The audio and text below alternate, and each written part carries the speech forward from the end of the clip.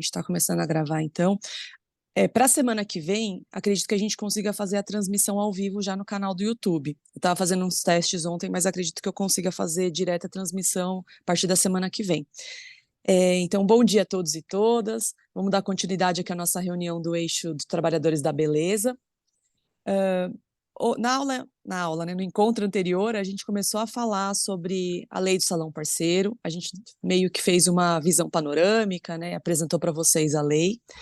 E, né, neste encontro de hoje, a gente vai começar a conversar com vocês assim, alguns conceitos, alguns debates mais aprofundados, e a gente vai começar a falar sobre a EDI, né, que discutiu o PL, que deu início à lei, enfim. Então, hoje a gente vai começar a aprofundar um pouquinho mais essas questões. Vou passar a palavra, sem mais delongas, para o Felipe Arruda. Acredito que a Gabriela não consiga falar hoje, né, Gabi? Tá, então a gente fez essa, como eu expliquei para vocês no nosso primeiro encontro, a gente fez essa divisão da ADI, desses conceitos, em 2 dias, por isso que a gente vai ter na semana que vem um outro encontro. A gente não deu 15 dias de diferença, de distância, para que a gente não perdesse essa continuidade, né, no tema. Então, o dia, como se fosse o encontro de hoje, vai ser dividido em 2 dias, né? Quem vai falar, então, hoje vai ser o Felipe Arruda, e na terça-feira que vem a Gabriela. Beleza, pessoal, vou passar então a palavra para o Felipe Arruda. Se você precisar de qualquer coisa, Felipe, eu estou aqui então de suporte. Perfeito. E qualquer coisa aqui eu ajudo Perfeito, você. tranquilo. Tá bom, Tá joia? obrigado pela Imagina. apresentação. Bom dia, bom dia. Bom dia, pessoal. Deixa eu começar o compartilhamento de tela.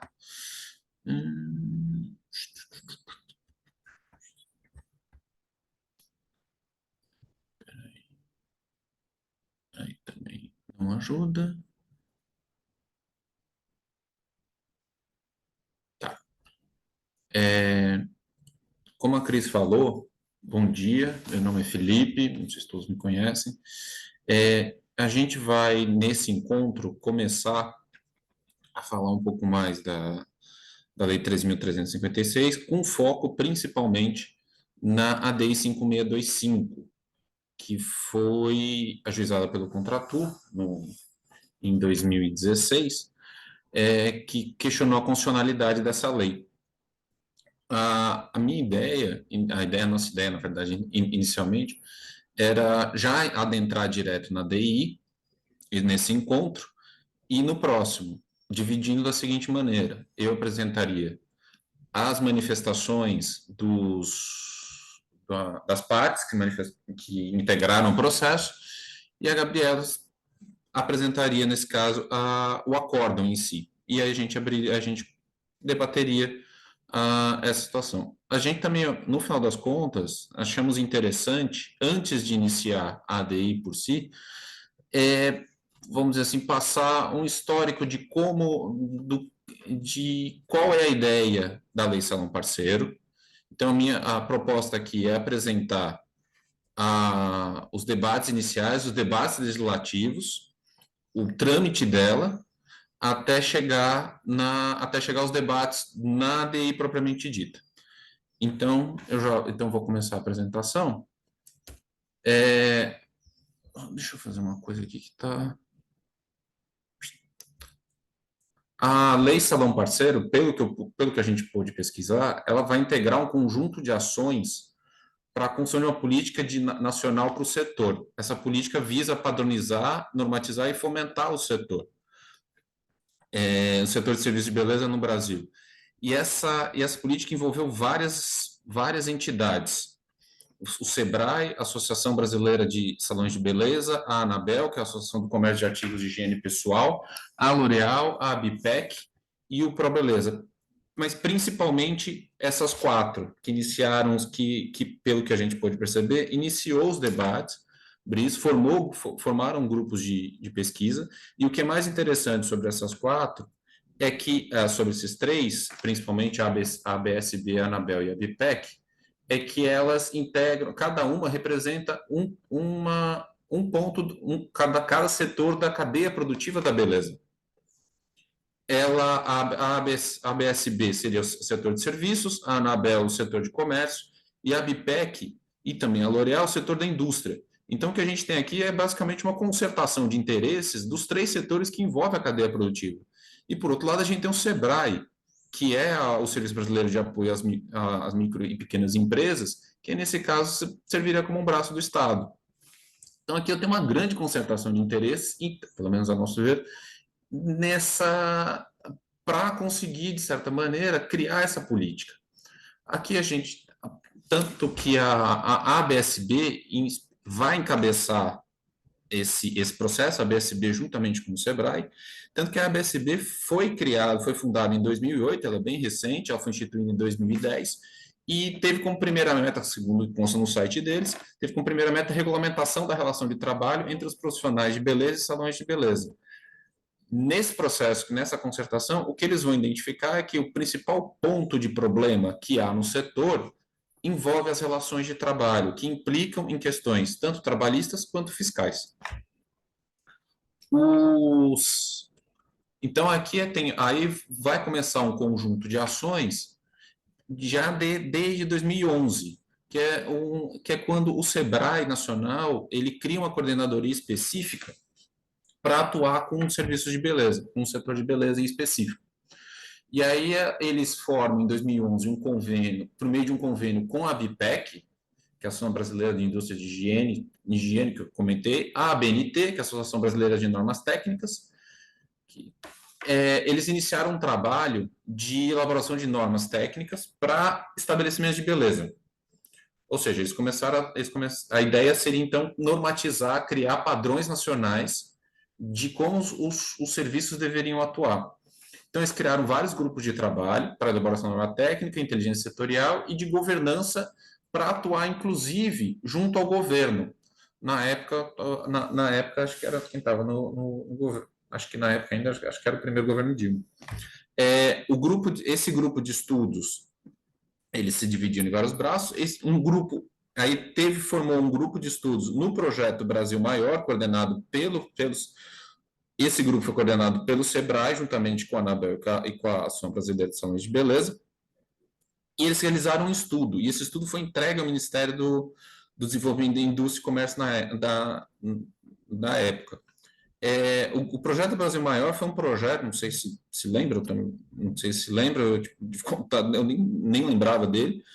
O projeto Brasil Maior foi um grande projeto de desenvolvimento econômico proposto pelo governo Dilma, começou em 2011, foi até 2014. Inclusive, foi no bojo desse projeto que veio todas as desonerações fiscais como meio de promover emprego e desenvolvimento econômico. E ele se dividiu em vários eixos de trabalho, um deles de serviço e especificamente de serviço de beleza. Então, o SEBRAE e a BSB e a Anabel participaram desse grupo, e no bojo desse grupo foi criado o estudo, e pelo que eu pude pesquisar, pelo que a gente pôde pesquisar, esse estudo é um que foi juntado pela BSB, que atuou como amicus curiae na DI 5625, e que, basicamente, ele traça o diagnóstico que foi feito na época, acho que para mais ou menos 2012, 2013, o diagnóstico que foi feito dos problemas, também as soluções que deveriam ser encaminhadas. Tá? Então, nesse estudo... Felipe, Oi, é a Camila. Desculpa te interromper. Eu não sei se você está passando os slides, porque para mim aparecia a primeira tela ainda. Só para te avisar. Agora só... foi. agora, peraí, só um segundo, então.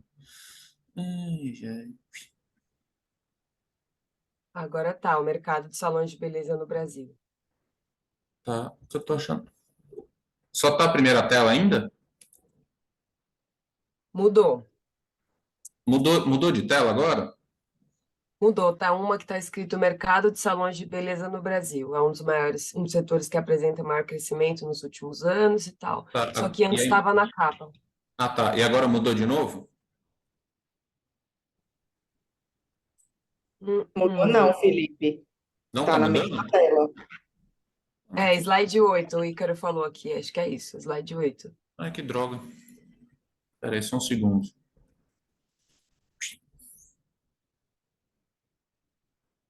por alguma razão, não está indo.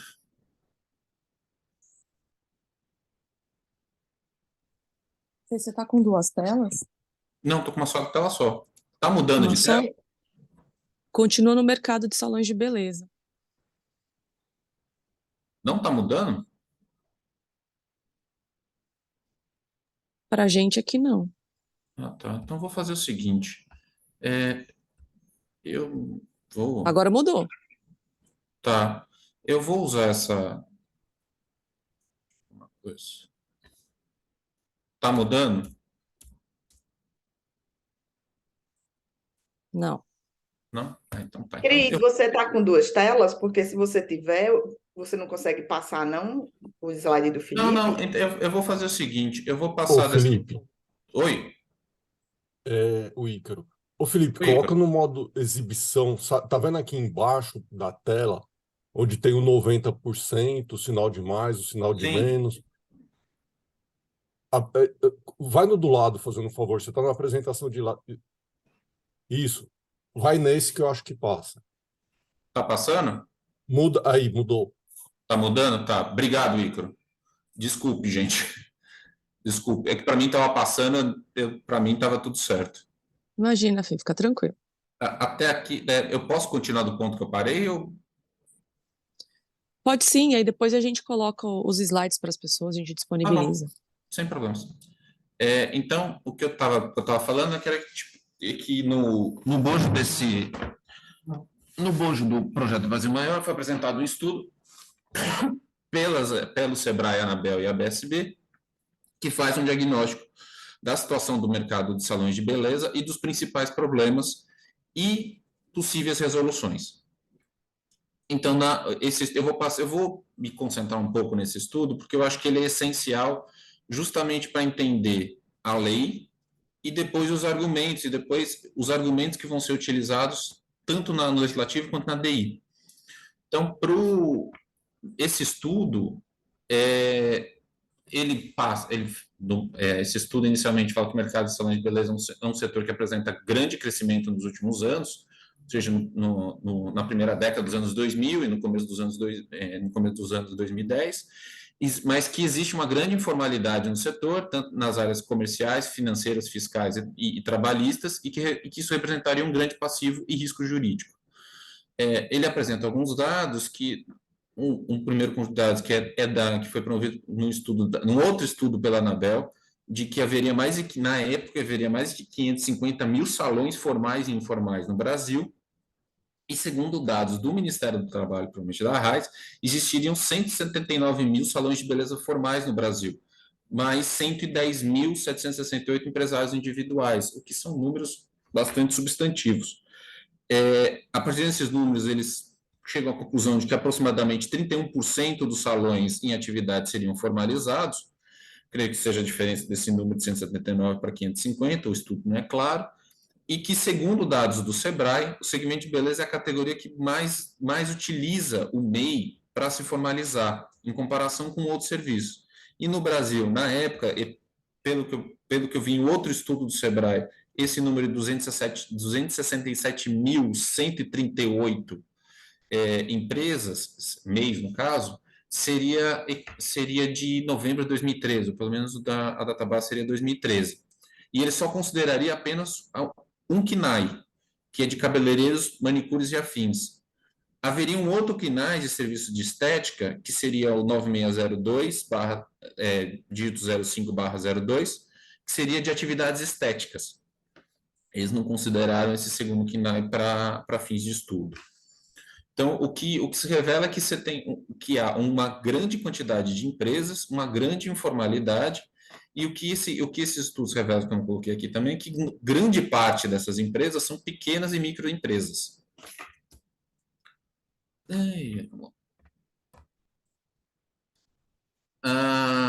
Então, o estudo continua falando que os salões têm enfrentando uma série de problemas na área trabalhista e fiscal.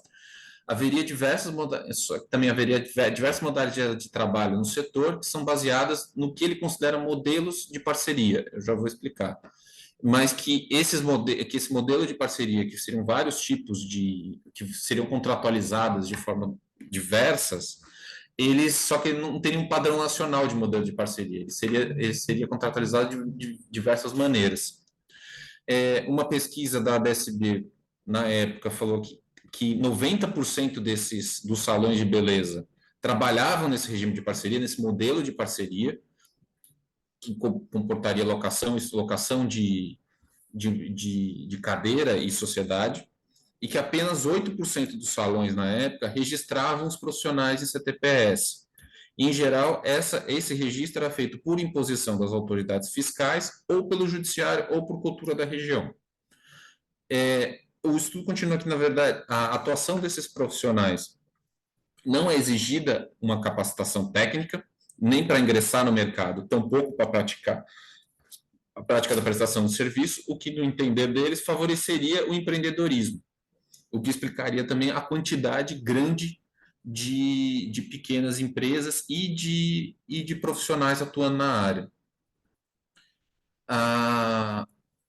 Inclusive, a maioria, conforme o estudo, a maioria dos profissionais do setor ela é contratada como parceiro, como já havia comentado, mas não pela qualificação técnica, que não é exigida nem sequer exigida por lei, mas pela carteira de cliente que acompanha o profissional. Quanto ao modelo de parceria que ele está citando, na verdade, esse modelo de parceria, conforme o estudo, ele seguiria a primazia do contrato-realidade, que, na verdade, seria baseado nos usos e costumes do setor, advindos de um modelo histórico, baseado na parceria rural, em que se dividia o resultado em 50% para o dono da terra, 50% do agricultor, que teve de desenvolver a terra por sua responsabilidade.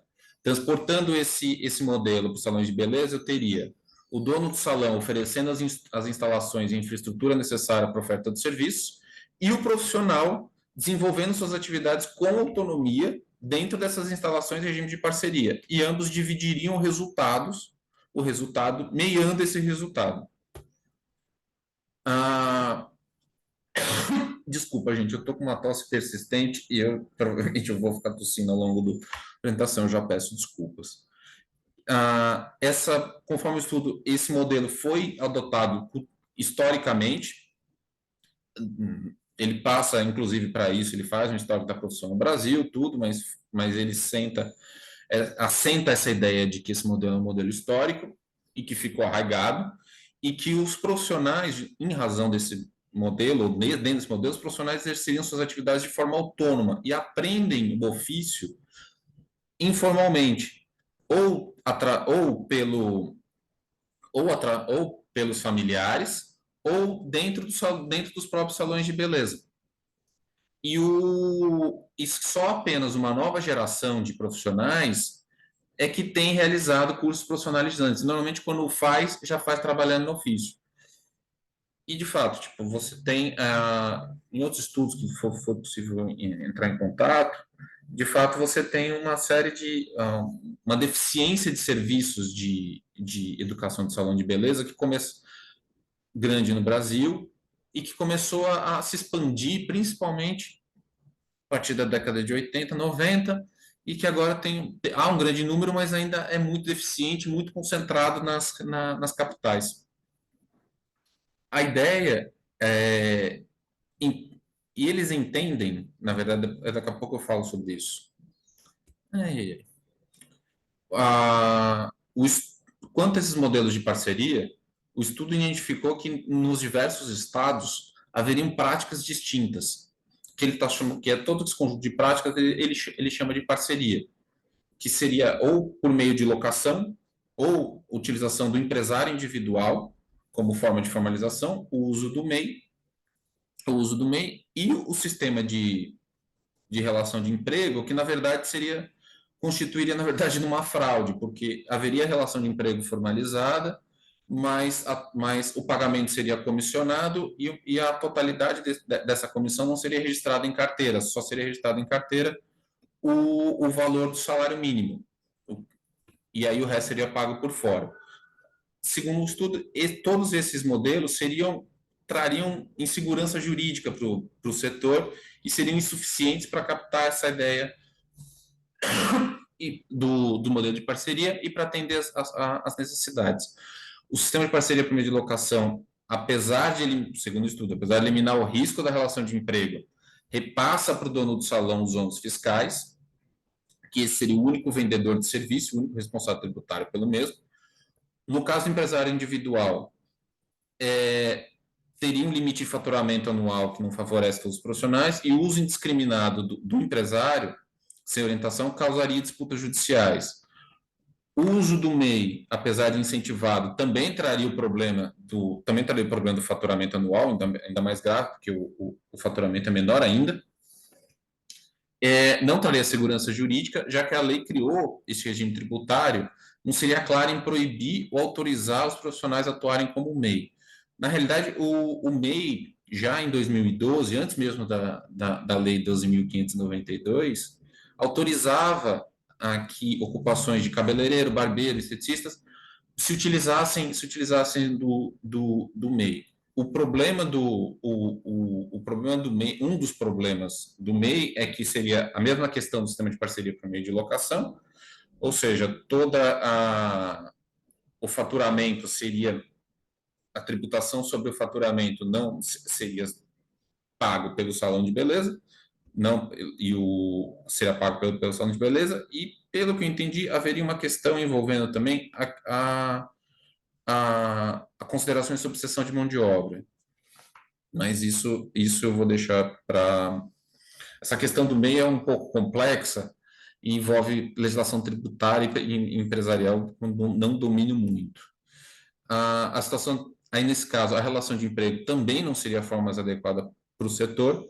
Primeiro, porque, em razão dos usos e costumes da profissão, a atividade seria exercida com autonomia e com pagamento da divisão de receita bruta, que traria custos tributários e de encargos insuportáveis para o salão, porque ele receberia do total pago pelo cliente, ele receberia só uma parte, e toda a tributação incidente sobre a relação de emprego seria incidente sobre essa parte.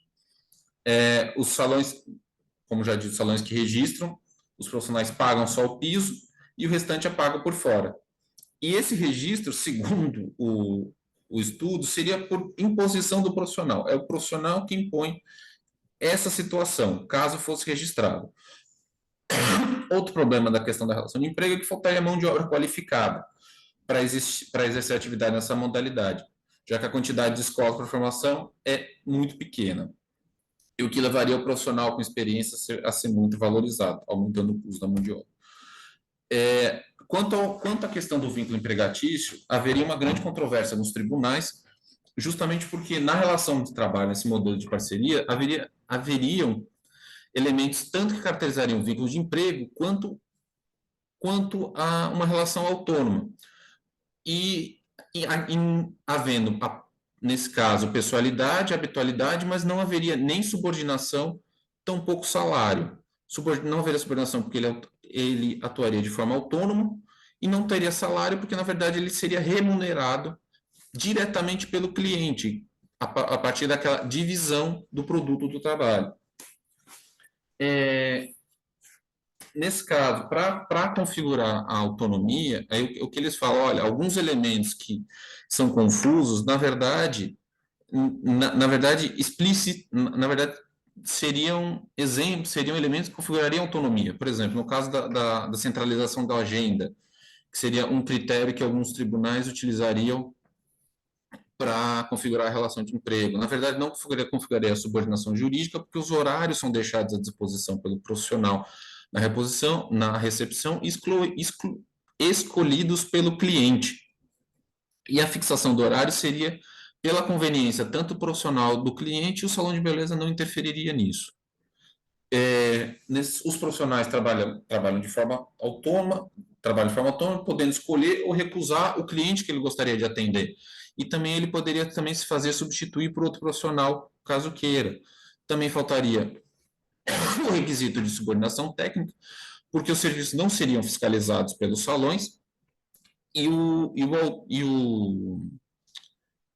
o profissional seria livre para atuar. Eles, recorrentemente, não só recorrentemente ao longo das falas, nos debates, eles remetem aos profissionais como artistas, denotando que o exercício dele, o exercício da atividade dele seria livre, seria um produto livre do trabalho dele. Quase a totalidade dos clientes, na verdade, acompanham os profissionais, não se fixam nos salões, em relação do relacionamento e da arte da prestação dos seus serviços. Os profissionais adquirem seus próprios equipamentos, materiais de trabalho, e podem ausentar sem qualquer punição. Então, nesse caso, aquele modelo de parceria, ou pelo menos o modelo mais frequentemente adotado pelos salões e pelos profissionais, seria esse modelo, que teria elementos que mesclassem, ou pelo menos que deixariam confuso a existência ou não do vínculo de emprego, mas que, na verdade, configuraria um trabalho autônomo, ou pelo menos não uma relação de emprego, pela falta de requisito de subordinação.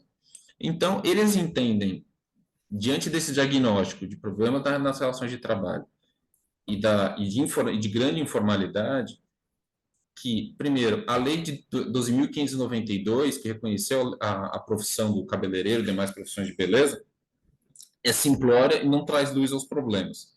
Segundo, faltaria um modelo de negócio claro, que atenda os profissionais ao salão, à fiscalização, o judiciário, e que ajudassem aos fiscais, os magistrados, a compreenderem qual é o modelo reconhecido, o modelo adotado nesse setor, e seria necessário uma legislação que induzisse esses magistrados e fiscais a compreenderem a uma interpretação mais específica seguindo o modelo desse setor, que eles entendem como predominante. Outra questão que leva à necessidade de uma regulamentação específica é que, apesar do governo federal ter criado leis que incentivassem os empresários a se formalizarem, aí nesse caso temos o Simples Nacional e o MEI e o EI, eles não surtiram efeito no setor, justamente por conta de uma divisão do faturamento e pelo fato do salão ser tributado e responsabilizar pela totalidade faturada. Ou seja, toda a carga tributária advinda do serviço, da prestação de serviço, recairia sobre o salão, o que seria inviável para a manutenção dos negócios.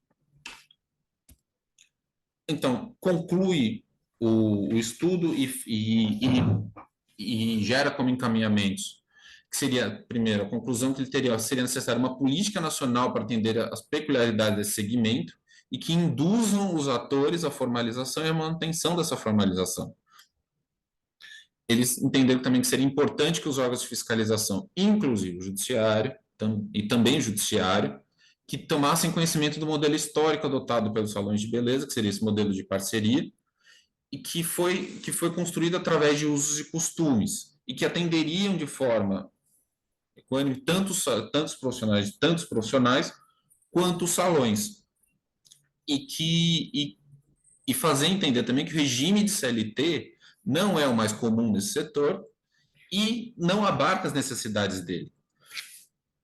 E aí, como encaminhamento, criar regras de transição com a participação dos tribunais, do Ministério do Trabalho, Ministério Público do Trabalho, Receita Federal e SEBRAE para estimular a formalização e capacitação do setor e implantar um padrão mínimo de normas técnicas serem seguidos pelos salões e clínicas. A ideia seria criar um modelo de boas práticas para os salões. Então, pelo que deu para perceber, a ideia seria transformar essa relação, que seria do cliente com o salão de beleza e do salão de beleza com o profissional, havendo duas relações de contraprestação, a primeira do cliente com o salão de beleza, dando a prestação de serviço, a contraprestação de pagamento, a do salão de beleza com o profissional, em que o profissional prestaria o serviço para o salão de forma autônoma ou subordinada, e eles, por sua vez, seria remunerado com honorários ou salário, por essa relação, em que é por uma relação de regime de parceria. A ideia é construir uma arquitetura jurídica que constituísse uma relação de coordenação, que reconhecesse uma relação de coordenação entre o salão de beleza, que forneceria estrutura física, e o profissional autônomo que prestaria o serviço, realizaria a atividade propriamente dita, essa relação de coordenação seria mediada por um contrato de parceria e a relação com o cliente haveriam dois fatores geradores, ou seja, o salão de beleza prestaria um serviço, que seria o serviço de estrutura física, e receberia por ele, e o profissional autônomo executaria o serviço, ou seja, prestaria o serviço de beleza, vamos dizer assim, e receberia por ele. Ou seja, a ideia é criar dois fatos geradores e, dessa forma, serem tributadas independentemente. Em que pese haver uma, vamos dizer assim, uma única prestação de serviço de fato, de direito haveriam duas. Então, a partir desse estudo e dessas conclusões, uma série de medidas começaram a ser tomadas. Já em 2012, foi criada a Frente Parlamentar do Bem-Estar da Pessoa e dos Produtos e Serviços de Higiene Pessoal do Congresso Nacional, que foi liderada pelo deputado Ricardo Izar, e tinha os seguintes objetivos: a regulamentação da profissão a partir de uma legislação própria, apesar de já estar em andamento na época, quando foi criada a frente, a lei 12.592 já, se não estava já aprovada, porque se não me engano é de 18 de novembro, se não estava aprovada, ela Fê, estava em você vias me de. ouve? Então, na Ficou verdade, sem áudio para é mim. outra legislação. Oi? Ficou sem áudio para mim por um momento. É, Eu estou escutando, Cris. Não sei se Então, foi o seu. Bem escuto. ai, que bom, que bom. ótimo. Então, continua, Fê, desculpa.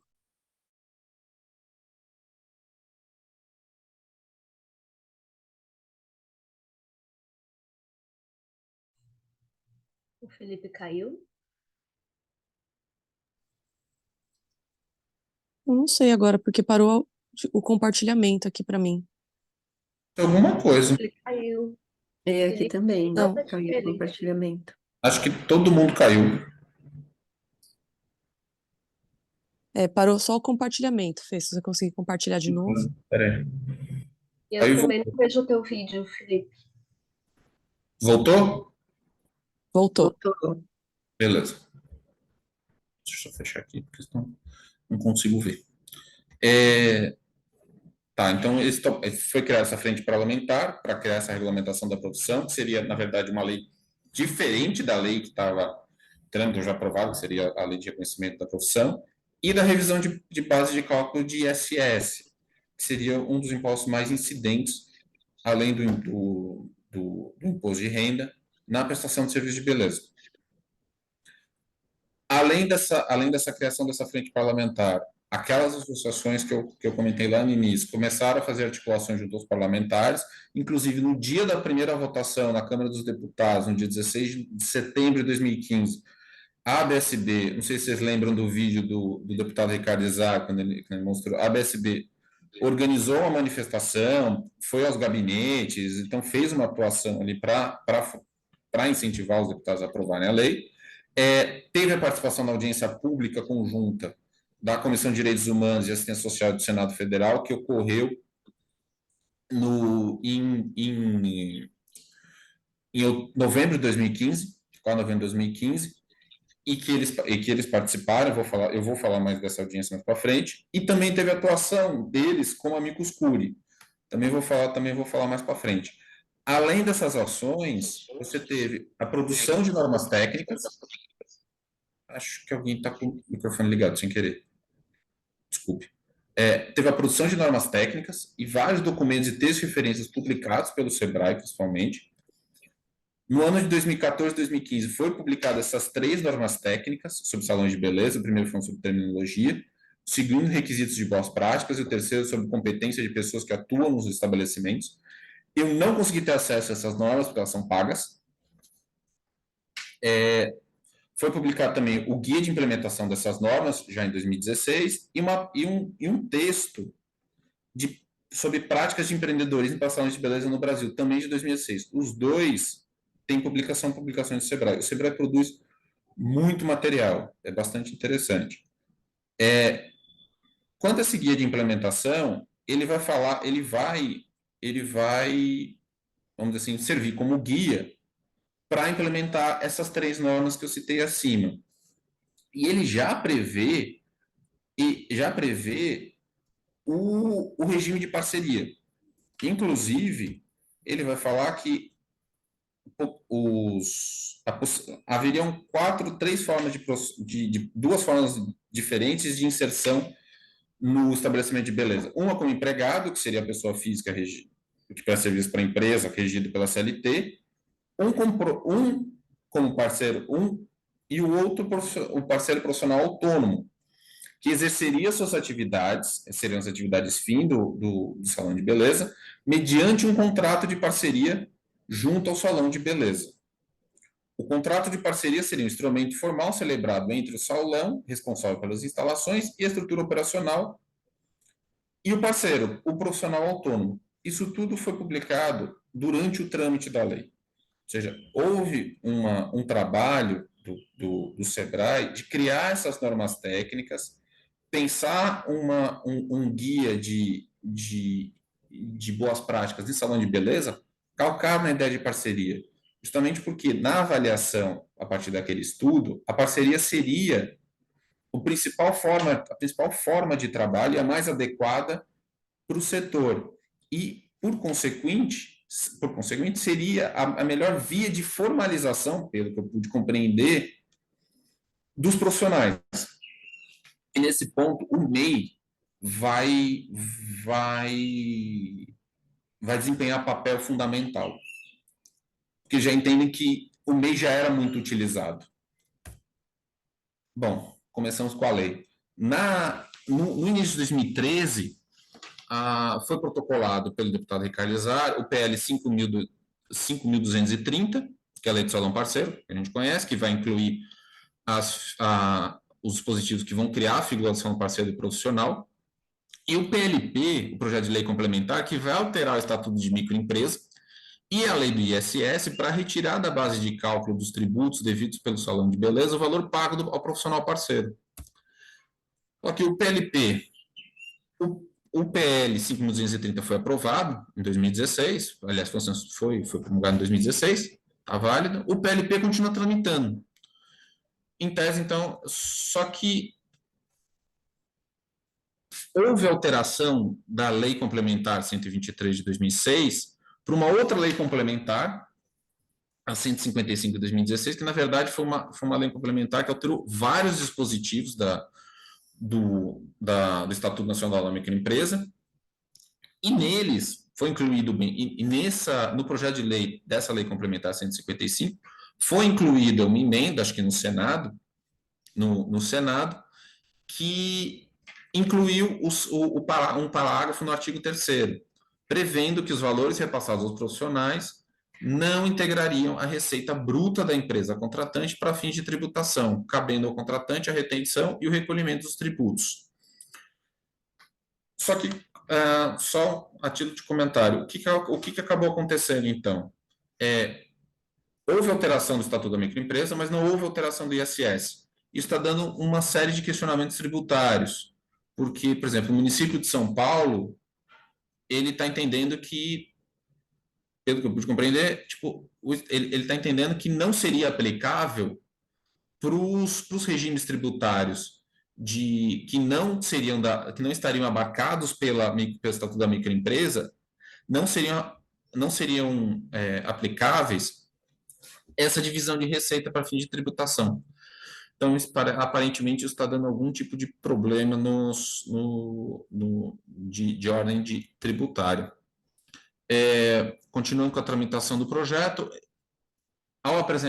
ele vai apresentar justificativas que, basicamente, são repetição daquele estudo que eu mostrei no início, que vai falar sobre o objetivo do projeto é atender a particularidade do setor, para induzir a formalização a partir do modelo histórico que foi constituído a partir de usos e costumes, que esse modelo histórico, na verdade, os profissionais trabalham com autonomia, que não haveria subordinação nem tampouco salário, que o modelo da CLT é matematicamente impossível para o negócio, e aí precisaria de um novo modelo, e hoje haveria uma grande insegurança e que contribuiria para a informalidade.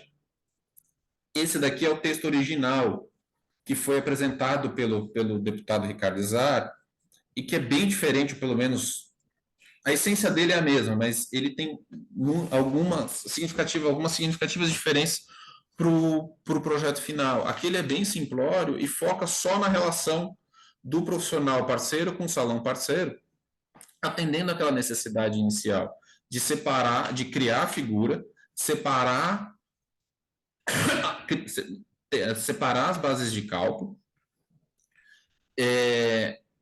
estabelecer a relação por um ato escrito, prever a possibilidade do profissional se constituir como empresa e principalmente também, e isso vai ser mantido, que o profissional parceiro não terá relação de emprego ou de sociedade com o salão parceiro, enquanto perdurar a relação de parceria. Ou seja, ele atende a ideia desse projeto é atender os dois objetivos principais, que seria reconhecer a autonomia, criando um contrato que impedisse o reconhecimento da relação de emprego, por um lado, e, por outro, criar esse contrato, apresentar a ideia de que haveriam duas prestações de serviço. Uma, o salão parceiro pela estrutura, e o outro profissional atuando.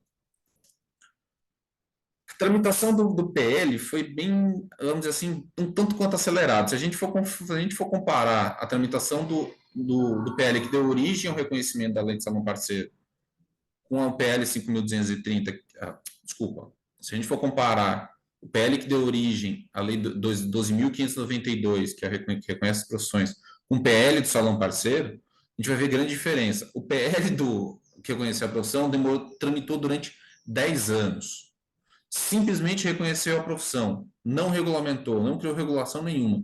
O PL 5.230, da lei de salão parceiro, demorou 1 ano e 8 meses efetivamente de tramitação. Porque o que aconteceu? Ele foi apresentado em 2000, na verdade, ele durou, vamos dizer assim, durou 3 anos, 3 anos e um tanto. Porque ele foi apresentado em 2013, teve como último andamento um agendamento de uma audiência pública que participariam entidades sindicais, patronais e profissionais, ficou parado durante 2 anos numa das comissões, e aí, desde então, desde que foi desarquivado, foi a toque de caixa. Em 1 ano e 8 meses, acabou sendo aprovado. Foi muito rápido. O que na verdade, essa rapidez, pelo menos, denota uma certa urgência na aprovação desse projeto, e me parece que essa urgência tem muito a ver com o momento político que o Brasil vivia naquela época. Tendo em vista que esse projeto se insere no bojo de uma série de outros projetos que foram apresentados na época, a exemplo do projeto do PL das terceirizações, e também temos também outro exemplo, a reforma trabalhista, seria um projeto que caminharia no mesmo sentido de flexibilizar relações de trabalho e, no entender, inclusive no meu, flexibilizar também o exercício de direitos sociais. Então, o PL, só para voltar aqui, o PL ele teve início em fevereiro de 2015. Em setembro de 2015, depois de ter tramitado por 3 comissões, ele vai para plenário. E no plenário, e um pouco antes de ir para plenário, é adotado o regime de urgência. E quando foi para plenário, aquele projeto inicial que já havia sofrido algumas emendas é substituído por um substitutivo apresentado pela Soraya Santos, deputada Soraya Santos, que foi a nova relatora do projeto. Os pareceres de todas as comissões são dadas em plenário, e toda a discussão, basicamente, que vai formar uma parte substancial do corpo da nova lei, vai ser discutida no plenário. E, aparentemente, esse substitutivo foi objeto de forte negociação entre a base governista, que, pelo que eu entendi, apoiava o projeto, e a deputada Soraya Santos e os interessados no projeto. No plenário foram apresentadas 7 emendas, todas foram rejeitadas. o que eu gostaria de destacar era só, foram várias emendas, gostaria de destacar algumas, principalmente aquela que previa o número mínimo de empregados para o estabelecimento, comissão mínima para os profissionais, hipóteses de reconhecimento da relação de emprego e responsabilidade objetiva do salão parceiro por danos causados pelo profissional. Na discussão todas essas emendas foram rejeitadas. Na discussão do plenário, você não teve, na discussão do plenário, pelo menos pelos discursos que constam na ata, é possível depreender alguns conjuntos de argumentos.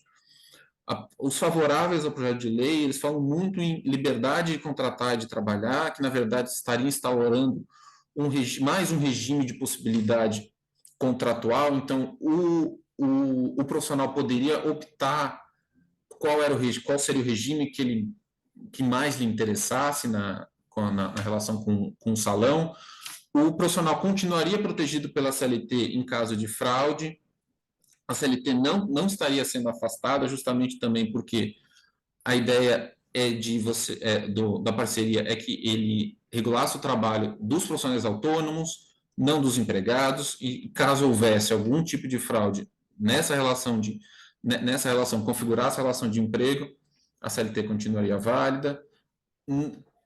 O projeto ele caminha no sentido de formalizar relações que antes estavam informais e vem a respeitar os usos e costumes do setor, no sentido de que os profissionais, em sua grande maioria, já trabalhavam como autônomos, então, só que boa parte deles como informais. Os argumentos contrários, que foi possível depreender, são, na verdade, estaria legalizando uma fraude trabalhista, estaria incentivando a pejotização, ou seja, transformar empregados ou pessoas que empregam seu trabalho para o estabelecimento, eles seriam transformados em empresas.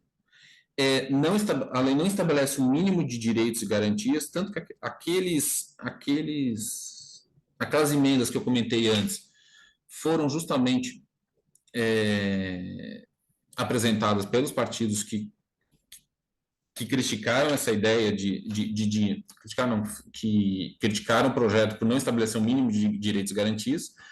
Haveria, na verdade, outro argumento é que haveria, na verdade, uma intenção de flexibilizar a CLT e enfraquecê-la, tirando ela como modelo padrão de relacionamento de relação de trabalho, e que a relação de parceria, na verdade, não seria uma opção, mas vai ser uma imposição do suposto salão parceiro ao profissional parceiro, que, na verdade, ele não vai ter opção de escolher. O que é interessante nessa discussão do plenário é que só fecharam questão contra a lei de salão parceiro dois partidos, pelo que eu entendi, o PCdoB e o PSOL. Os outros partidos, principalmente da parte governistas, eles foram favoráveis, e é muito interessante ver alguns relatos de que, no sentido de reconhecer que há essa realidade de uma grande maioria que trabalha como autônomos e de uma realidade de extrema informalidade no setor. E o que parecia que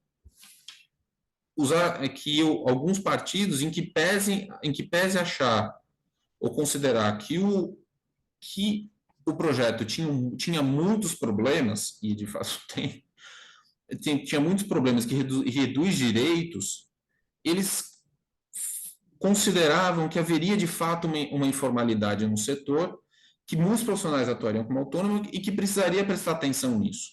Precisaria haver uma regularização e uma formalização desses tribunais, desses profissionais. Bom, depois dessa discussão do plenário, o projeto é aprovado, depois eu mostro, depois eu faço uma divisão, mostro uma divisão ao final do que foi aprovado na Câmara, o que foi emendado no Senado. Na audiência pública, quando ele foi para o Senado, ele sai da Câmara em março de 2015, em setembro de 2015 ele entra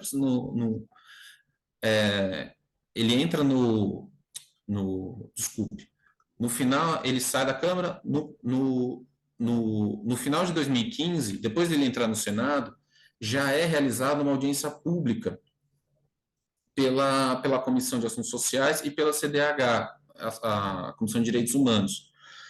A relatora do projeto no Senado vai ser a senadora Marta Suplicy, e essa reunião vai ser presidida pelo senador Paulo Paim.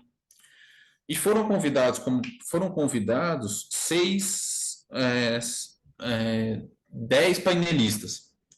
O contrários ao projeto de lei foram esses, na verdade, a Associação Latino-Americana de Advogados Laboralistas, a Nova Central Sindical, um dos sindicatos trabalhadores de salão de beleza do DF, a diretora administrativa do Contratu, que também é presidente do Sindibeleza de São Paulo, que é um sindicato de trabalhadores em estabelecimentos de beleza, o vice-presidente do Sindicato dos Empregados do Instituto de Beleza do município do Rio de Janeiro e a CUT. Os argumentos que eles exporam na audiência pública foram de duas ordens. Uma ordem de nível macro, entendendo que esse projeto estaria vindo no bojo de um contexto social e político de retiradas de direitos e de expansão da terceirização, nesse caso, via pejotização, e eles entenderiam que esse projeto seria, na verdade, um balão de ensaio para expandir esse modelo para outros setores. Tanto que eles falaram, daqui a pouco a gente vai ter o garçom parceiro, outras modalidades parceiras. Então, eles entendem o projeto dentro desse contexto e temem pela expansão desse modelo para outras realidades laborais. No nível setorial, e nesse ponto foi muito interessante, eles elencaram vários argumentos. O primeiro, a questão de saúde do trabalhador e condições de trabalho. Eles falaram, pelo menos foi exposto, de que a atividade desempenhada por cabeleireiros, manicures, esteticistas, ele causa danos à saúde. E, além disso, eles são submetidos a longas jornadas. Autônomo, empregado, nesse ponto é interessante, mas isso dá para ver em outros estudos também. Eles todos são submetidos, trabalham de maneira com várias horas diárias, com uma longa jornada de trabalho diário. E que nesse projeto não teria considerações sobre essa questão. Fala da simetria entre profissional e salão, na verdade, voltando àquele argumento que foi exposto na Câmara dos Deputados, de que não haveria uma real negociação entre o profissional e o salão. Na verdade, o salão vai impor esse modelo de parceria. Haveria uma grande heterogeneidade do setor, ou seja, o modelo vai ser adotado tanto para os grandes salões quanto para os pequenos, e ele não está concebendo que há uma grande diferença entre essas duas realidades, que o projeto também vai falar que o projeto vai implicar em retirada de direitos sociais, que, na verdade, essa negociação, essa ideia de que, olha, ele recebe uma comissão muito alta e, na verdade, recebe uma comissão autônoma, recebendo uma comissão muito alta, não compensa o direito, não compensa a possível retirada de direitos sociais que deveriam da relação de emprego, principalmente direitos previdenciários. E aí é citado, nesse caso, por exemplo, a questão do grande número de mulheres que trabalham nesse setor.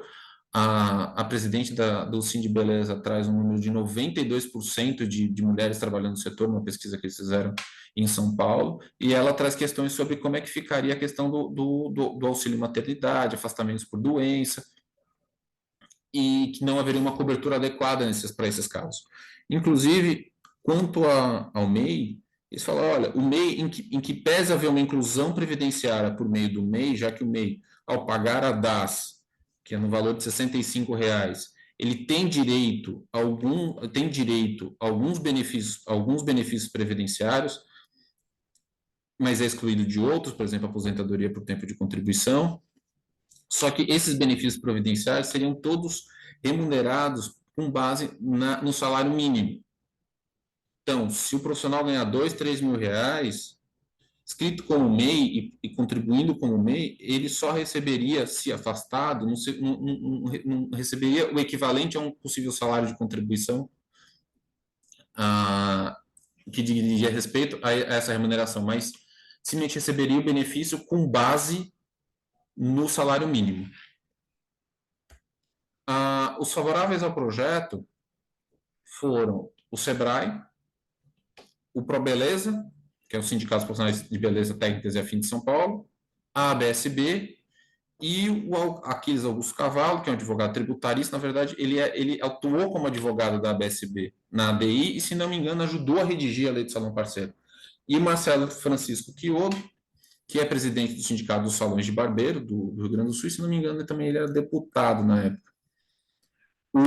Os argumentos favoráveis à Lei do Salão Parceiro falam que a autonomia dos profissionais é uma realidade no setor, que é uma realidade que os profissionais de fato atuam como autônomos, retomando aqueles argumentos iniciais que constavam naquele estudo, inicialmente quando eu apresentei, que na verdade o projeto apenas respeita os usos e costumes do setor, que haveria uma parceria formada por um contrato realidade ali das partes constituídas ao longo do tempo, que o modelo de CLT de contratação é inadequado, porque não atende nem às suas necessidades, porque boa parte dos profissionais atuam como autônomos e também para aquelas questões de tributação em cima do incidente sobre a prestação de serviço de salão de beleza. A CLT ainda continua sendo uma opção. O sindicato teria participação ativa, já que no substitutivo, como a gente vai ver, ele vai ter que homologar o contrato e haveria formalização de profissionais, ou seja, acesso a direitos, segurança jurídica e também a arrecadação. E nesse ponto, o papel do MEI, o MEI é muito citado como forma de regularização, é essencial. Logo depois, o PL vai ser emendado pelo Senado, eu vou apresentar quais são essas emendas, e aprovado em março de 16. Em outubro de 16, é aprovado na Câmara, sem alterações, e vai para a sanção presidencial. Antes da sanção presidencial, o PGT oficia a presidência da República, punhando pela inconstitucionalidade do projeto e por falta de interesse público.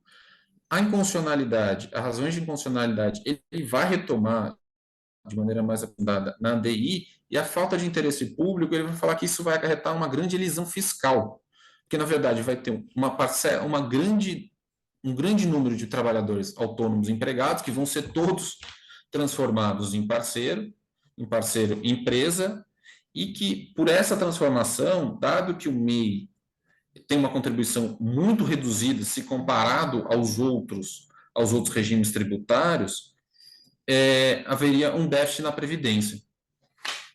O Ministério do Trabalho, da mesma forma, também vai contra o projeto, justamente por uma questão de representação sindical, porque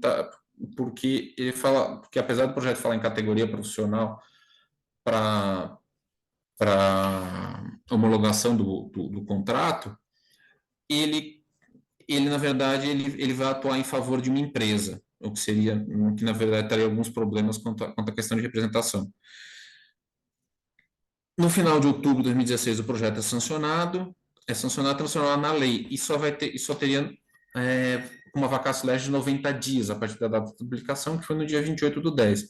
Já em novembro de 2016, antes mesmo da entrada em vigor, o contrato vai ingressar com a DI 5.625, que a gente vai começar a falar agora. Tá? Na verdade, assim, o projeto aprovado no Legislativo vai ter essa cara. O que eu vou apresentar em azul é o que foi aprovado pela Câmara, ou seja, que está contando naquele substitutivo, ou seja, vai falar das partes do contrato de parceria, as cláusulas obrigatórias, a questão das responsabilidades de quem controla e quem faz o pagamento, a proibição do profissional parceiro de gerir e administrar o salão, as questões de responsabilidade com o MAT e o cumprimento de normas sanitárias, o parágrafo 7º foi incluído pelo Senado, que é os profissionais parceiros poderem ser qualificados perante as autoridades fazendárias como pequenos empresários, microempresários e microempreendedores individuais.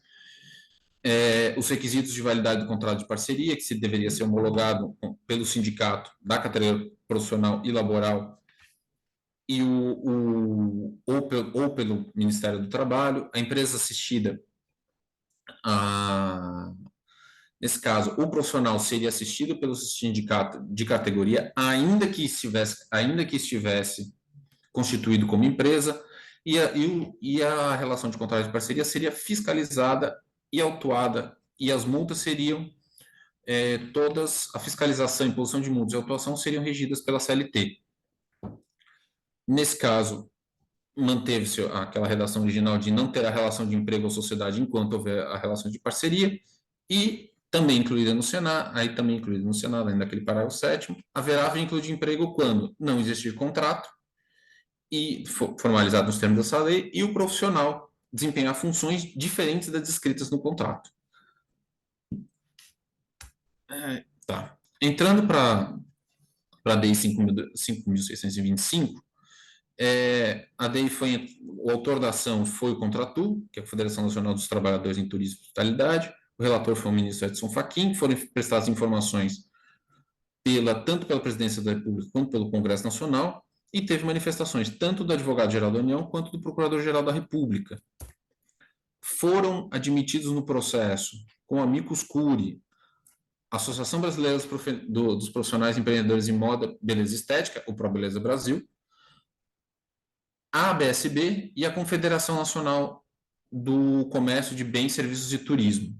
Não foram admitidos, apesar de pedirem o ingresso, a Confederação das Associações Comerciais e Empresariais do Brasil. Na verdade, esse indeferimento foi por questão de ser intempestivo, porque ele pediu quando já estava em pauta, já tinha sido, inclusive, feita a primeira sessão de julgamento, que foi em 2020, e o Sindicato dos Profissionais de Beleza, o ProBeleza, porque ele já estava representado pela Associação ProBeleza nos autos. Quanto à inicial, aí a Confederação Nacional a Confederação Nacional dos Trabalhadores em Turismo e Hospitalidade, o Contratu, quanto ao autor da inicial, na verdade, ele é uma entidade que integra o sistema sindical, com atuação em todo o território nacional, e ele atua no plano de enquadramento sindical dos trabalhadores em turismo e hospitalidade, que está no quadro a que se refere o 577, dessa forma: de um lado tem a Confederação Nacional do Comércio e o quinto grupo dessa categoria econômica de turismo e hospitalidade. Em contrapartida, como reflexo dela, eu tenho, debaixo da Confederação Nacional dos Trabalhadores do Comércio, os empregados em turismo e hospitalidade, e na categoria econômica haveria os salões de beleza, barbeiros, cabeleireiros, institutos de beleza similares, e os empregados nessa categoria econômica seriam os oficiais barbeiros, cabeleireiros e similares. E a Confederação e a Contratu entraria como representante sindical, ou pelo menos como entidade que representa como representante sindical desse quarto grupo de trabalhadores que atuam nessa categoria econômica, que é do quinto grupo. Quanto à legitimidade, no próprio Estatuto Social, a Contratu afirma que atua na defesa dos interesses da categoria dos empregados em institutos de beleza e cabeleireiros e senhoras. No próprio artigo 37 do Estatuto, prevê que há 3 diretores na área profissional, diretores do sindicato na área profissional de institutos de beleza e cabeleireiros e senhoras. E quanto à legitimidade, quanto à pertinência temática, já que a legitimidade dele, do Contratu, enquanto Confederação Nacional, depende da pertinência temática da ADI, depende da sua atuação com o objeto da ADI, ou seja, teria que haver pertinência temática da sua ação enquanto associação e o objeto. Nesse caso, quanto à pertinência temática, por a lei afetar diretamente os trabalhadores que integram a categoria representada pelo Contratu, haveria pertinência temática. Então, nesse caso, a Contratu seria legitimada para propositura nos termos do artigo 103, inciso 9 da Constituição. Quanto à inicial da Contratu, ele argumenta que a lei seria inconstitucional, primeiro, porque a lei 2.592, na verdade, diz respeito a atividades profissionais direcionadas às pessoas físicas, e a lei Salão Parceiro, na verdade, foi criada com o intuito de possibilitar a contratação de profissionais como pessoas jurídicas, mesmo com a existência de elementos caracterizadores da relação de emprego e para anular direitos trabalhistas. Nesse caso, cito o parágrafo 7º e o parágrafo 11º, eu já mencionei. Ele fala que, na verdade, estaria havendo uma prejudiciação com o objetivo de anular direitos trabalhistas, havendo, assim, um retrocesso social, uma redução da proteção social e precarização do trabalho em violação aos princípios da dignidade da pessoa humana e valorização do trabalho. A lei seria inconstitucional também, pois violaria o princípio da igualdade, contido no artigo 5º da Constituição, pois permitiria que o mesmo estabelecimento, trabalhadores em situações idênticas, sejam tratados de forma diversa. Ou seja, está entendendo que, na verdade, na verdade, essa lei só viria a mascarar uma relação de emprego de fato. E como reforço de argumento, ele inclui na petição o ofício circular da PGT, que eu comentei anteriormente, e a nota técnica do Ministério do Trabalho também, que eu comentei anteriormente. Logo em seguida, a presidência presta informações e com base em parecer da Casa Civil, diz que a lei foi precedida afirma que a lei foi precedida de intenso debate político e social, que ela consubstanciou, na verdade, como uma resposta ao parlamento às reivindicações dos profissionais envolvidos e que ela cria um marco regulatório que promove o desenvolvimento das condições econômicas e cria segurança e justiça para as partes envolvidas. Com base no parecer do Ministério da Indústria, Comércio Exterior e Serviços, sustenta o contrato de parceria, já é uma realidade em vários estados brasileiros, e que o setor produtivo foi totalmente favorável à aprovação do PL, sendo ela uma inovação. A lei trata do contrato comum, de um contrato já comum ao segmento, também argumenta, e que atende às suas peculiaridades, e que eventual bula na legislação trabalhista seria coibida pela fiscalização. O Senado presta informações também, falando que não haveria violação dos princípios da dignidade da pessoa humana, valor do trabalho, da lei administrativa nem da igualdade, que, na verdade, violaria esses princípios a inflação e estagnação econômica e deixaria milhões de trabalhadores empregados. A lei não obriga o contrato de parceria, na verdade, ela possibilita o contrato de parceria, não é uma posição, é uma opção. A lei deixa clara que a parceria é incompatível com a relação de emprego, ou seja, ela não seria incidente sobre a relação de emprego, na verdade, só sobre o trabalho autônomo, mas, subsidiariamente, ela sustenta que a lei impugnada teria derrogado a CLT por lei posterior de igual hierarquia, que, na verdade, seria uma questão legal e não constitucional, já que aí eu vou citar, a viabilização da contratação de profissionais, utilizando a forma de pessoa jurídica, mesmo com a presença dos elementos caracterizadores da relação de emprego, de todo modo, não contraria a Constituição Federal, uma vez que a Constituição não cuida dos elementos caracterizadores da relação de emprego. Houve também manifestação da AGU. Primeiramente, ele fala da regularidade na representação processual, que, na verdade, a procuração não estipulava, não era específica para o ingresso da DI, isso foi corrigido depois durante o processo. No mérito, ele vai pugnar pela constitucionalidade da lei, porque ela respeita o princípio da dignidade da pessoa humana, não diminui a proteção social, por conferir segurança às relações jurídicas, às relações de trabalho mantidas no setor, e também por não alterar direitos trabalhistas contidos na CF, nem excluir trabalhadores dessa proteção. O que, para isso, ela vai falar, olha, o vínculo mantido entre os profissionais e empresários é autônomo, já conforme jurisprudência também, aí cita a jurisprudência do TST, como havendo um reconhecimento do judiciário quanto a isso. A lei não impede o reconhecimento do vínculo de emprego, se presente seus requisitos e prevê fiscalização da forma da CLT, o profissional parceiro vai recolher contribuições sociais e previdenciárias em seu favor, além de deliberar sobre a forma de exercício de sua profissão. A lei não afronta o princípio da dignidade, previsto no artigo 5º do caput da Constituição, artigo 5º caput da Constituição, justamente porque a lei não extingue os contratos de emprego, nem impede a formulação de novos, apenas faculta a celebração de parcerias, ou seja, ele atua para outra categoria, então eu não teria duas situações iguais, eu teria duas situações diferentes, e não se justificaria tratamento idênticos a profissionais que têm optado pela subordinação de regimes jurídicos distintos. E por tudo isso também não haveria violação do artigo 170 da Constituição da República. A PGR se manifesta pela inconstitucionalidade da lei, argumentando que haveria uma centralidade do emprego na ordem econômica social e o sentido de progressividade da proteção reconhecida aos trabalhadores, o que exigiria a inclusão de todas as relações laborais marcadas por subordinação jurídica e econômica no sistema constitucional intuitivo do trabalho. E também sobre essa relação de emprego, se assentariam direitos fundamentais individuais dos trabalhadores, que conduziria que deveria ser de máxima proteção. E, por tudo isso, haveria necessidade de haver uma máxima proteção à relação de emprego. Cita que a Convenção Americana sobre Direitos Humanos, ratificada pelo Brasil, impõe um dever de não regressividade, de modo que medidas restritivas ao exercício de direitos sociais somente poderiam ocorrer quando plenamente justificadas, atendendo sempre um patamar mínimo de proteção.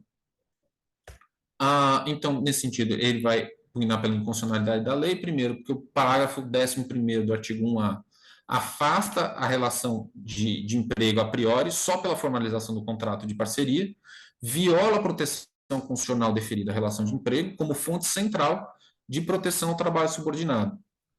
Aí cita o artigo 7º.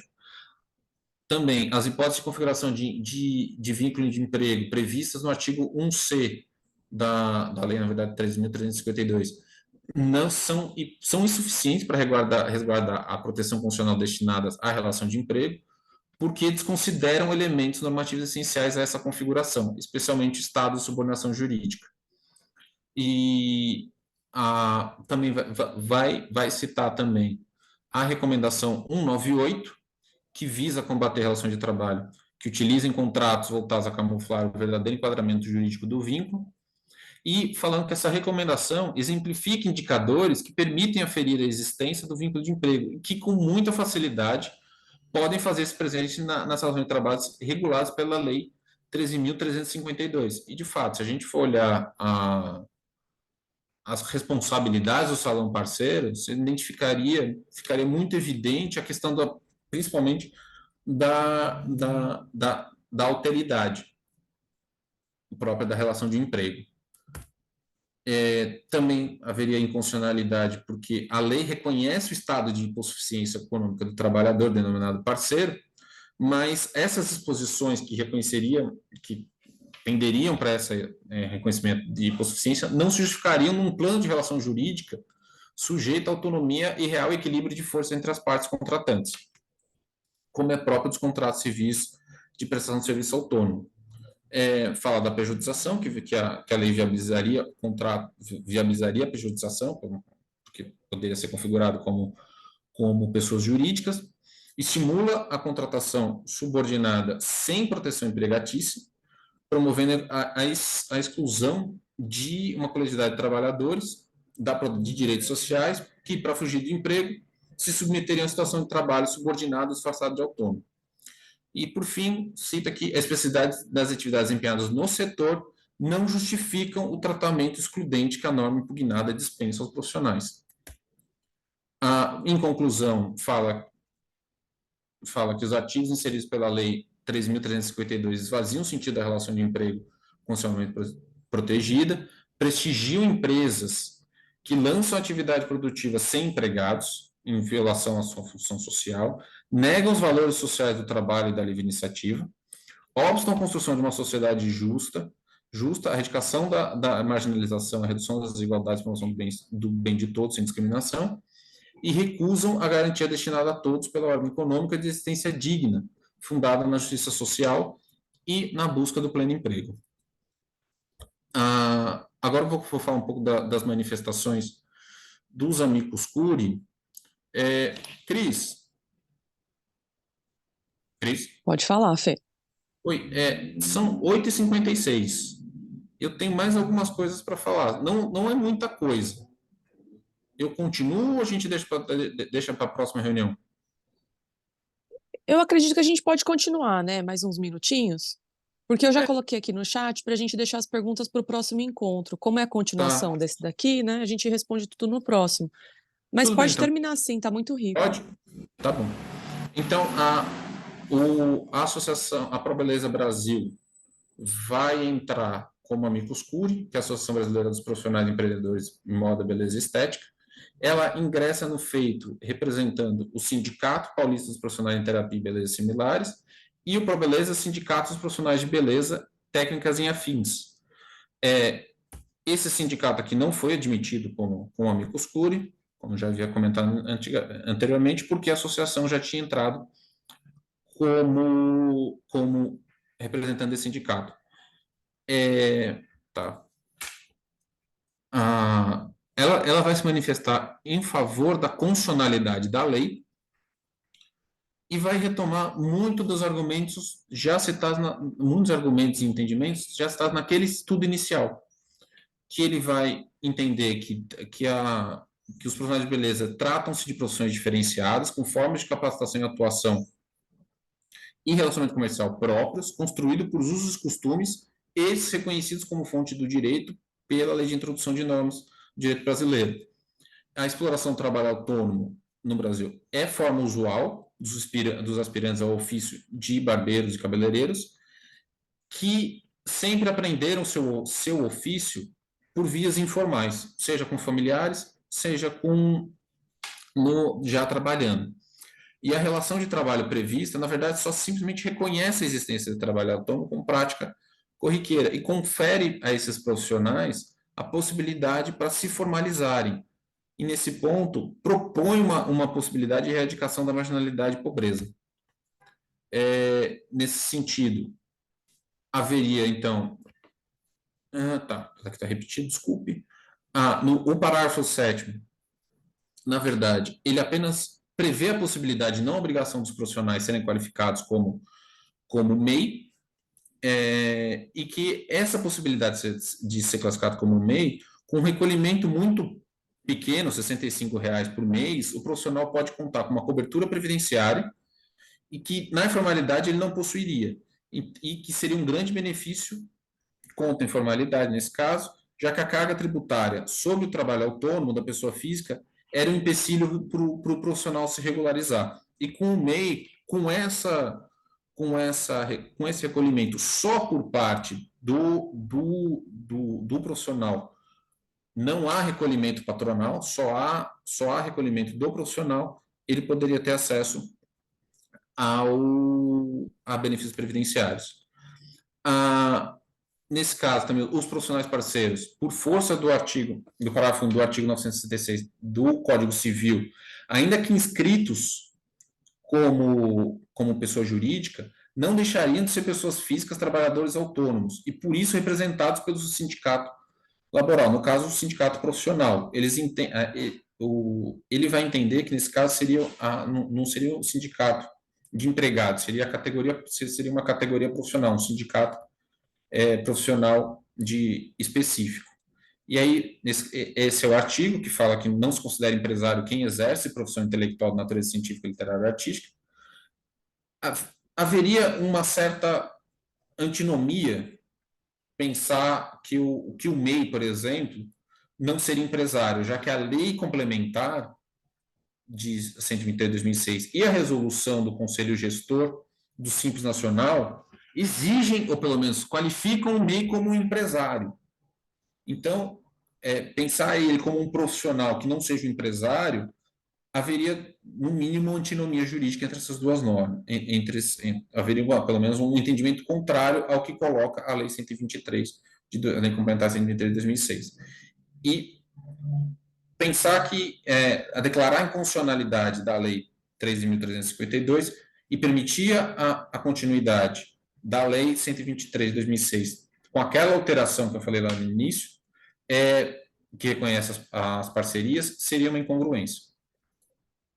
Aí, por um outro conjunto de argumentos, ele fala que a relação de parceria está vinculada à CLT, pelo artigo 1D da lei, justamente porque haveria a fiscalização por parte haveria uma fiscalização, autuação e imposição de multas regidas pela CLT, e que, na verdade, aqui estaria se constituindo uma relação a relação de parceria sendo uma relação de trabalho, não uma relação de emprego, cujas controvérsias futuras deverão ser dirimidas pela Justiça do Trabalho, que é ele que aplicará os direitos e deveres, nos casos concretos, inerentes à parceria. E também é ele que vai verificar ou julgar, vai julgar, no final das contas, a existência ou não de fraude. Nesse caso, aí acho que vale a citação aqui, a diferença agora é que, diz na petição, é que a Justiça do Trabalho observará se os elementos de parceria estão preenchidos numa relação, ou seja, primeiro eles vão ver se há relação, se há os elementos de parceria. Antes de atribuir, como muitos juízos entendiam, quando não havia a lei de parceria, o vínculo de emprego por uma lógica de subordinação estrutural ou terceirização de atividade fim. E aí ele cita, aí eu cito, a divergência jurisprudencial que ocorria na interpretação sobre as atividades fim e subordinação estrutural a partir da Lei 13.352 foi solucionada, porque deixa claro que o produto entregue ao consumidor final, fato gerador, possui dois agentes tributários associados, os quais recebem suas cotas partes oriundas do mesmo fato gerador. Ficou um pouco confuso, na verdade, mas a ideia seria, o salão parceiro seria uma entidade empresarial. O profissional seria outra entidade, ele não estaria subordinado estruturalmente, ou pelo menos não exerceria uma atividade inerente à atividade fim, porque seriam duas entidades distintas. Nesse caso, o amicus curiae também, nesse caso, a manifestação da Ação Brasileira de Salões de Beleza, que entrou com o amicus curiae, ele basicamente vai contextualizar o setor, vai falar que ele gera muita riqueza, vai trazer aquele estudo que eu disse lá no início, e que vai falar que a lei apenas oportuniza o contrato de parceria para regulamentar o setor, que os profissionais podem se inscrever na Receita Federal como MEI, MEI, e ainda ser considerado trabalhador para fins de assistência sindical. O trabalhador não seria um empresário individual, necessariamente, ele não seria empresário necessariamente porque nem uma empresa, porque não haveria nem pessoa jurídica, porque não haveria uma distinção entre patrimônio de pessoa física e de empresa. Na verdade, essa é a consideração dele como pessoa jurídica seria só para fins tributários. Ele continuará como trabalhador autônomo, ele poderá ter contribuição ter proteção previdenciária só pela regularidade da se colocado como MEI, fala em congruência da inconstitucionalidade dessa lei com a lei complementar, que a parceria é uma forma de relação de trabalho já reconhecida pelo judiciário, que as demandas serão dirimidas pela Justiça do Trabalho, e que a lei se preocupou com higiene e segurança a serem respeitados pelos profissionais de segmento de beleza. Aí tem a Confederação Nacional do Comércio, que ele vai questionar a legitimidade do Contratu, porque ele é um sindicato de empregados, não é um sindicato de profissional, não seria um sindicato de categoria profissional específica. O CNC também ele vai falar que ele teria legitimidade justamente por ser uma confederação nacional da categoria econômica que integra os institutos de beleza. Ele vai pugnar pela constitucionalidade da lei, focado principalmente na ideia de que houve segurança jurídica, essa segurança jurídica acelera o empreendedorismo, o fomento da atividade econômica, e só por ele, e essa segurança jurídica também seria por conta da existência do contrato, afastar a hipótese da relação de emprego. Tá, eu queria falar, eu deixei de lado os amicus curiae que não foram incluídos no processo, mas eu queria falar de um amicus curiae que eu considerei um amicus curiae indireto, que foi o SEBRAE, porque ele se manifestou por meio das petições dos outros amicus curiae. A Associação Pro Beleza, ele junta um documento, ele pede a entrada do SEBRAE com amicus curiae, é recusado pelo relator na época, porque acho que já estava nos idos de 2020, porque o relator entendia que o processo estava suficientemente instruído, mas ainda assim permitiu a juntada do documento do SEBRAE. Nesse documento, ele vai falar que diferentes relações de trabalho são bem-vindas e colaboram para a competitividade do setor do serviço de beleza, que esta composição de diferentes relações de trabalho se torna cada vez mais comum, e é importante que todos que trabalhem, tipo, independentemente da forma, seja como empregado ou parceiro, tenham proteção garantida. Ele também defende que o empreendedorismo precisa ser reconhecido em todas as suas novas formas de trabalhar,